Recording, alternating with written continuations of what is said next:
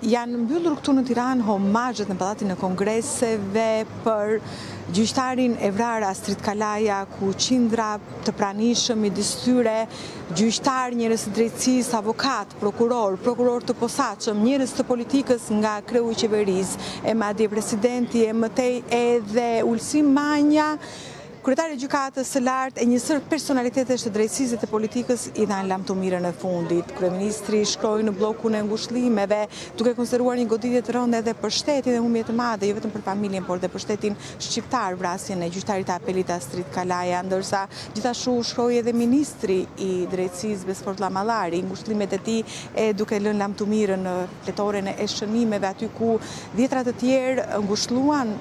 familjarët, i dhanë dorën e ngushëllimit, edhe ndërkohë shkruajtën edhe mesazhet, por ndërkohë fare pak prej anëtarëve të politikës folën për kamrat publikisht duke kaluar kokullur përpara medias, ndërsa pati mesazhe të forta nga Max Haxhia, kreu i dhomës së avokatisë, i cili foli për gjuhën e urrejtjes ndaj drejtësisë që duhet ndalur e duhet marrë masa emergjente. E po ashtu edhe kreu i gjykatës së posaçme kundër krimit të organizuar dhe korrupsionit zoti Erion Bani dha një mesazh të fortë për momentin kur duhet të shikohet dhe të vlerësohen kushtet në të gjitha gjykatat. Për këtë kujtoi Asamblenë e Përgjithshme që do të mbahet ditën e nesërme në Tiranë. Për këtë do ju pyesja tani. Nga gjykata e lartë, e cila është do doja detaje. Thirrja e Atëherë, Flori, thirrja e Asamblesë së Përgjithshme apo mbledhjes së përgjithshme të gjithë gjyqtarëve të Republikës, sipas ligjit, kryhet dhe ndodh vetëm atëherë kur gjyqtarët duhet të mblidhen në polin e drejtësisë vetëm për të votuar e për të diskutuar për zgjedhjen e anëtarëve gjyqtar që shkojnë në Këshillin e Lartë Gjyqësor, sepse kështu e parashikon ligji. Për këtë arsye gjykata e lartë është treguar e kujdesshme në gjetjen e termit, sepse nuk ka parashikime të mbledhjes së përgjithshme të gjyqtarëve për raste tragjike si ky sotmi apo për momente kur drejtësia vet gjendet e atakuar, e sulmuar në presion apo kërkon që të dalë me konkluzionet caktuara. Për këtë arsye, ditën e nesërme, kjo është një mbledhje e kërkuar dhe e thirrur pikërisht për të diskutuar mbi situatën ku gjendet drejtësia, edhe ku natyrisht pritet të ketë deklarata të forta dhe qëndrime të forta, të cilat u pan dhe u nuk kuptuan direkt nga deklarata që dha kryetari i gjykatës së lartë zoti Sokol Sadushi kur foli për sigurinë zero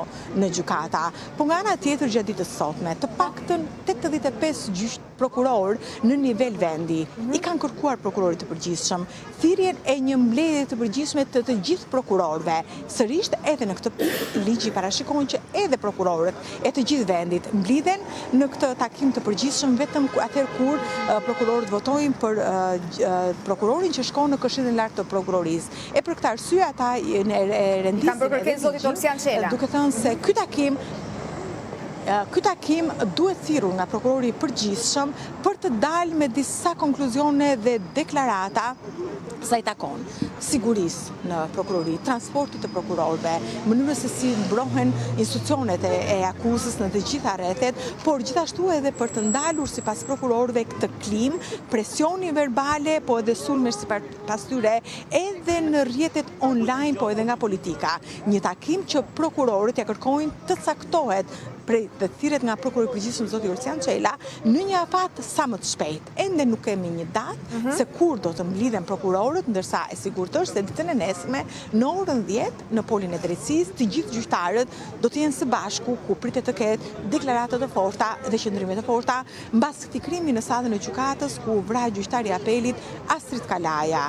Omazhet në tij u bën këtu në Tiranë, ndërsa ceremonia e fundit do të mbahet në qytetin e tij, në qytetin e zemrës, në Shkodër, ku edhe do të jetë në orën dhe ku do të mbahet lamturia e tij e fundit në orën 16. Ishte një numër i jashtëzakonshëm, miq, dashamirësish, kolegësh, por siç e the edhe ti Anila, eksponent të rëndësishëm të politikës, që i dhanë lamtumirën e fundit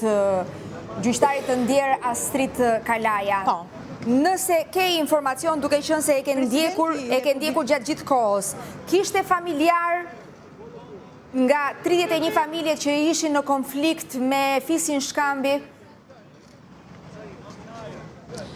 unë nuk konstatova, nga ajo që unë pash, nuk konstatova të kishte familjar, por pash që kishte qytetar të shumë nga qyteti i Shkodrës,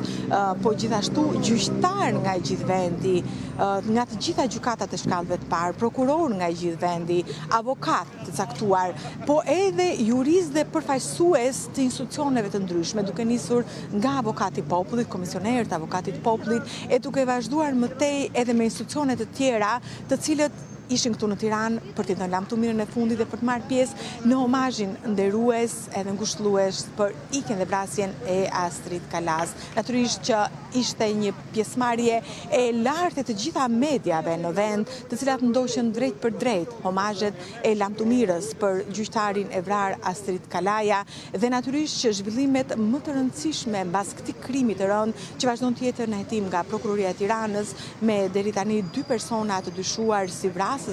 të gjyqtarit edhe gjithashtu dhe plagosës të 2 personave të tjerë. Pritet që në orët në vazhdim Prokuroria të dorëzoj kërkesën e saj nda 2 autorëve, e po ashtu gjykata me shumë mundësi pritet dhe parashikohet, megjithëse ky është informacion paraprak, që të ketë dhe të mbajë ditën e nesërme, por ky është informacion paraprak sepse ende Prokuroria nuk e ka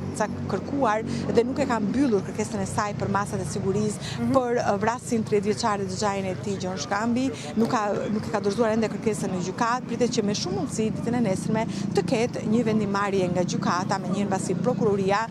të jap deklaratën e saj me kërkesën për arrest me burg ndaj 2 të dyshuarve për dhe sa i përket edhe xhaxhait tjetër të vrasësit, të autorit të kësaj ngjarjeje, i cili u arrestua dje pas deklaratave të forta që bëri për median. Jo, Fjori. Xhaxhai, i cili u arrestua në kushte flagrancës me njëherë mbas deklaratës së fortë kërcënuese që dha për mediat publikisht për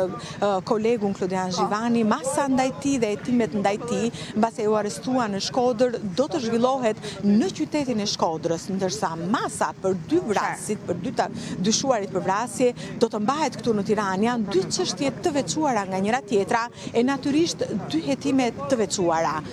30 vjeçari dhe xhaxhai i tij Gjon Shkambi do të gjykohen, do të hetohen këtu në Tiranë. Natyrisht nuk ka ende një deklaratë nga prokuroria nëse do të ndërkohë do të hetoj apo jo paralelisht edhe mungesën e kushteve të sigurisë në gjykatën e apelit dhe në prokurorinë e apelit, përderisa njësër shkresa shtregojnë alarmin dhe kambana dhe shqetësimin e gjyqtarëve të apelit, por gjithashtu edhe precedent të mëparshëm të kanosjes së gjyqtarëve. Një ndërto është kërcënimi i 3 gjyqtarëve, transmetuar ekskluzivisht në Top Channel, një trupe gjyqësore që e cila në momentin që shpalli vendimarrjen dhe dënoi disa persona të akuzuar, u kërcënua në sallën e gjykatës, u sulmua me mjete të caktuara në sallën e gjykatës dhe kjo çështje vazhdon të jetë ende në hetim nga Prokuroria e Tiranës dhe nuk ka ende një finalizim për këtë kërcënim. Gjithashtu, një gjyqtar i 4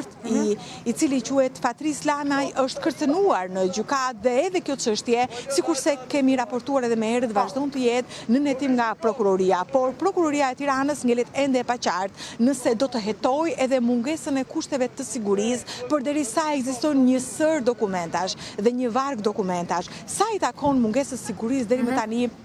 ka vetëm një të arrestuar dhe ai është oficeri i administratës i cili kujdesej për rezultatet e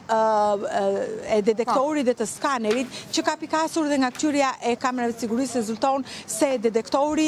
kishte dhënë alarmin për pajisjen dhe kalimin e një qytetari me armë dhe mjetet ndaluara. Është vetëm ky shtetës i arrestuar i cili do të dalë përpara gjykatës për dyshime dhe shpërdorimit të detyrës, por nuk dihet ende nëse ky hetim do të zgjerohet apo jo dhe do të ketë persona të tjerë të dyshuar të cilët nuk vepruan, pavarësisht se gjyqtarët e apelit disa herë kishin ngritur shqetësimin, kishin firmosur shkresa dhe kishin kërkuar ndihmë nga institucionet ligjzbatuese, një ndërto edhe nga Këshilli i Lartë Gjyqësor. Të falenderoj shumë Manila për këtë lidhje dhe për të gjitha informacionet dhe detajet që ndave me ne.